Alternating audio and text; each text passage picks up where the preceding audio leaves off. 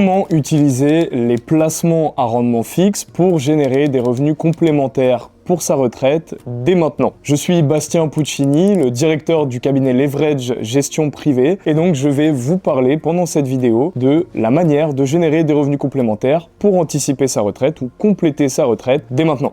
Alors avant toute chose, il y a un élément qui est quand même important de bien prendre en compte lorsque l'on est investisseur, c'est la notion de contexte dans lequel on évolue en tant qu'investisseur. Et actuellement, on a un contexte qui est extrêmement chargé, extrêmement lourd, en termes d'incertitude, en termes de conflits armés, de tensions géopolitiques majeures, de conflits économiques. Et donc, on a un contexte qui est de nature à favoriser l'incertitude sur les marchés financiers, les marchés de l'investissement. Donc, cette incertitude et tous ces éléments qui viennent peser sur les marchés vont avoir des conséquences au niveau de la politique monétaire des banques centrales mondiales. Et donc, elles ont deux outils principaux pour réguler les investissements, qui vont être donc l'impression monétaire et puis l'utilisation à la hausse comme à la baisse des taux d'intérêt, donc des taux d'emprunt dans une économie. Et donc, en fonction de ces deux indicateurs majeurs, eh bien, on va avoir une tendance plutôt favorable au développement des marchés financiers ou non. Actuellement, le contexte dans lequel on est donc favorise énormément de volatilité.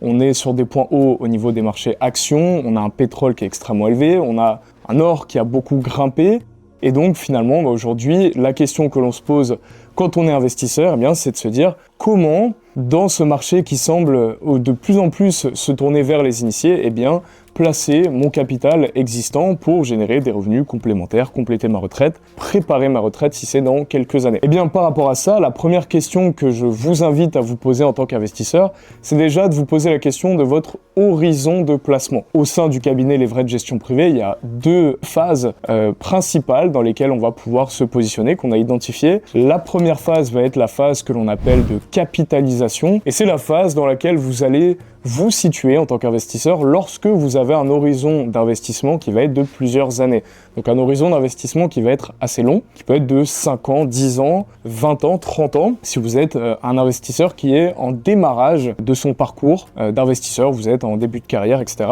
Vous avez un horizon de temps qui est long et donc vous n'avez pas nécessairement besoin d'aller compléter vos revenus à date puisque vous avez des revenus salariés ou qui proviennent de vos différentes activités. Et donc dans cette phase-là, vous pouvez vous permettre de réinvestir tous les mois vos intérêts générés, vos capitaux générés, et donc vous allez être en phase de capitalisation, vous allez faire grossir votre boule de neige au fur et à mesure du temps, au fur et à mesure des années, jusqu'au jour où vous allez décider d'entamer votre phase de rente, qui est la deuxième phase que l'on identifie au sein du cabinet Leverage Gestion Privée, qui est la phase à partir de laquelle on estime qu'on a suffisamment fait grossir sa boule de neige pour commencer à vivre uniquement des intérêts sans s'appauvrir pour autant. C'est vraiment cette notion qui est extrêmement importante, qui est de dire, finalement, vous avez créé un capital important qui vous génère des rentes, qui vous génère des intérêts, et le fait de piocher uniquement dans les intérêts sans aller retirer dans le capital tous les mois vous permet d'assainir, de maximiser votre niveau de vie, de compléter votre niveau de vie une fois à la retraite ou alors avant la retraite si vous souhaitez partir à la retraite plus tôt. Donc, deux horizons de temps bien précis. Est-ce qu'on est sur un horizon de temps moyen, long terme ou un horizon de temps vraiment court terme?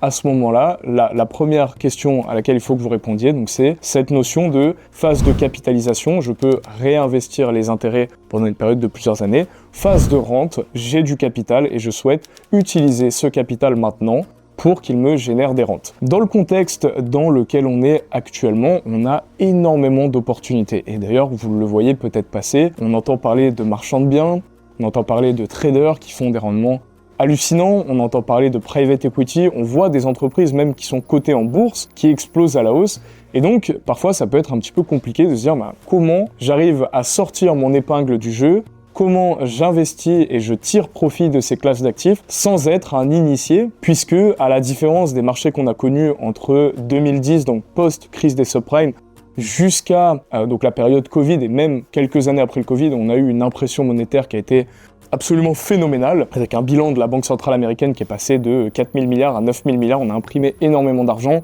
on avait des taux bas, eh bien la plupart des marchés financiers avaient tendance à augmenter de manière plutôt linéaire. C'est un contexte aujourd'hui que l'on ne retrouve plus et on le voit, on a de la volatilité, des marchés qui corrigent, un pétrole qui explose, des crypto-monnaies qui ont été dans la tourmente et vraiment on se rend compte qu'on est actuellement dans un marché d'initiés et qu'il est de plus en plus compliqué pour un investisseur qui souhaite faire travailler son capital, la boule de neige qu'il a constituée pendant toute sa phase de capitalisation, bien sûr des supports d'investissement sans trop se mettre à risque et sans trop subir cette volatilité quotidienne sur les marchés. Donc aujourd'hui, tout ce contexte-là favorise auprès des investisseurs avec lesquels je travaille, et donc je le vois de plus en plus, eh bien finalement deux attentes majeures chez ces investisseurs. Donc tout d'abord un souhait de liquidité sur les supports d'investissement sélectionnés, et puis ensuite un désir de rendement stable, un désir de stabilité sur les supports d'investissement sélectionnés. Dans les produits d'investissement qui peuvent répondre à ce type d'exigence, on va retrouver le marché de la dette, puisque le marché, la classe d'actifs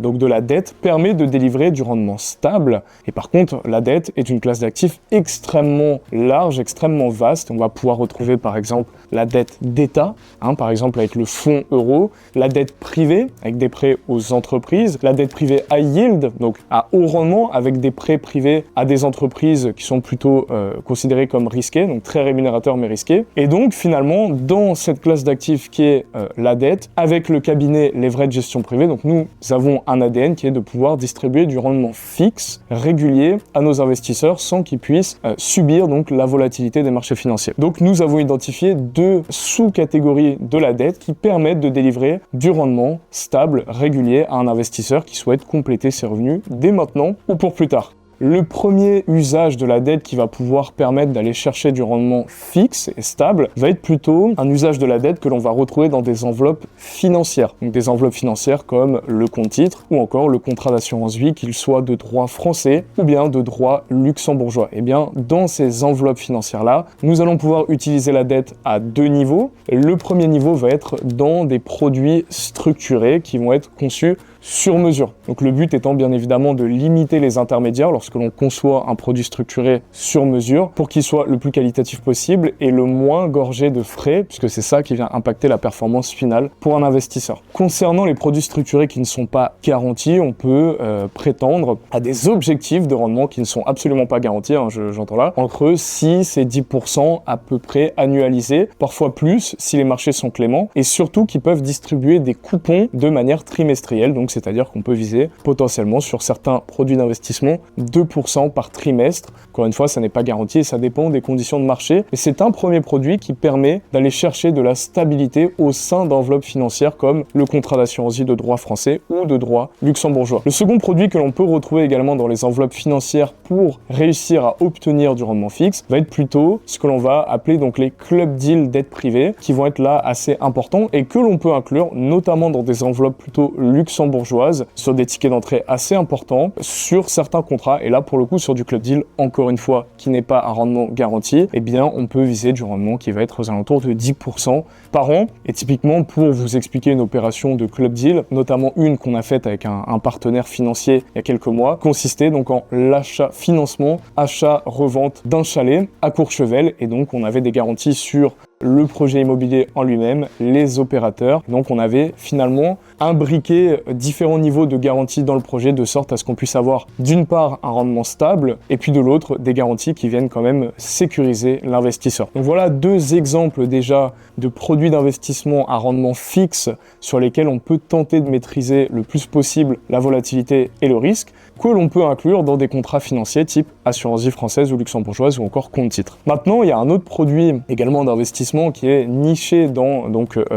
ces sous-catégories de la dette, qui va être ce que l'on appelle au sein du cabinet Leverage Gestion Privée, donc la dette privée off-market, et qui va constituer à prêter des fonds à un opérateur qui fait des opérations d'achat-revente en immobilier. Alors pourquoi est-ce que l'on parle de dette privée off-market? Tout simplement puisqu'il s'agit d'opérations de prêt privé à des entreprises donc qui font des opérations d'achat-revente et sur lesquelles on va pouvoir prendre des garanties sur l'opération en elle-même. Parmi les garanties que l'on va pouvoir sélectionner et que je vous invite à surveiller si vous investissez dans ce type d'opération, eh bien, il va falloir regarder la liquidité à la sortie lorsque vous financez un projet d'achat-revente, c'est-à-dire l'horizon de temps sur lequel vous vous positionnez. Là, pour le coup, je parlais tout à l'heure effectivement de deux points qui étaient recherchés par les investisseurs, la liquidité et donc la stabilité des rentes. Là, en termes de stabilité des rentes, on va être sur une classe d'actifs et des produits d'investissement qui vont rémunérer donc à hauteur d'un rendement cible entre 10 et 11% annualisé. Et en termes de liquidité, ce que je vous invite vraiment à viser, ce sont des projets d'investissement qui vont être inférieurs à 12 mois et des projets d'achat-revente sur lesquels il y a peu de travaux, peu de démarches à faire auprès de l'urbanisme et donc finalement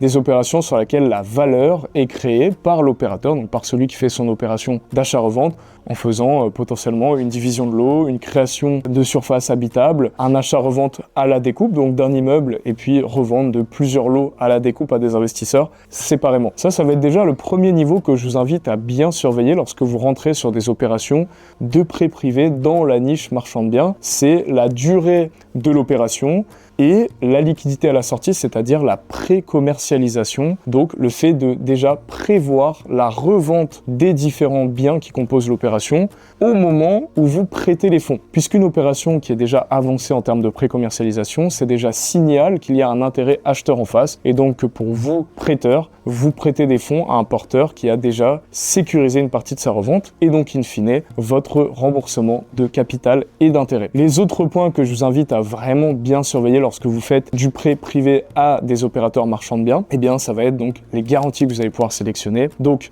prendre une hypothèque de premier rang sur le bien objet du financement, potentiellement prendre une caution personnelle supplémentaire sur l'opérateur, c'est-à-dire qu'on peut aller saisir le bien si jamais l'opérateur a un problème de liquidité pour se rembourser et on peut également aller saisir les actifs qui composent le patrimoine du porteur de projet si après avoir saisi l'opération objet du financement, on n'est toujours pas en mesure de rembourser le capital et les intérêts que vous avez prêtés. De surcroît, vous pouvez également ajouter d'autres garanties, donc par exemple prendre un ordre irrévocable de paiement notarié qui stipule que les flux transitent uniquement par le notaire, donc l'opérateur ne peut pas partir avec la caisse puisque les fonds sont renvoyés d'abord chez le notaire et c'est le notaire qui vous rembourse avant de rembourser la marge restante au porteur de projet. Vous pouvez également vérifier le niveau d'apport du porteur de projet dans une opération d'achat-revente. Ce sont autant d'éléments que nous, avec le cabinet, vérifions au préalable lorsque l'on va constituer une enveloppe d'investissement sur un projet d'achat-revente et on le fait donc soit avec des acteurs avec lesquels on travaille donc sur des plateformes de crowdfunding très nichées, soit en partenariat donc avec le cabinet Overlord qui nous aide à structurer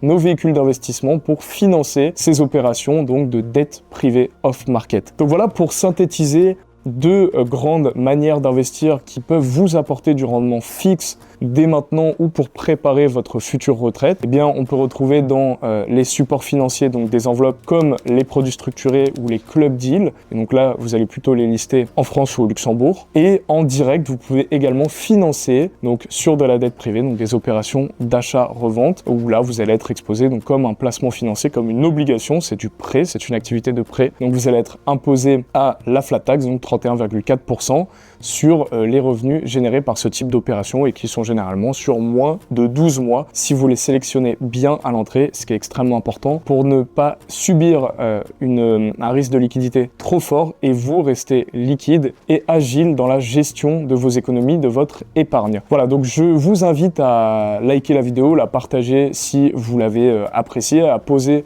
éventuellement dans les commentaires vos questions si vous souhaitez une vidéo un peu plus longue sur le sujet. Je vous invite à vous abonner donc aux médias Le Revenu qui me donne la chance aujourd'hui de tourner cette vidéo dans leurs locaux et puis in fine donc de vous abonner à mes réseaux donc Bastien Puccini ou le cabinet Leverage Gestion Privée pour suivre de plus près ce que l'on partage. Voilà, donc on a terminé cette vidéo, je vous souhaite une très belle journée et puis je vous dis à très bientôt.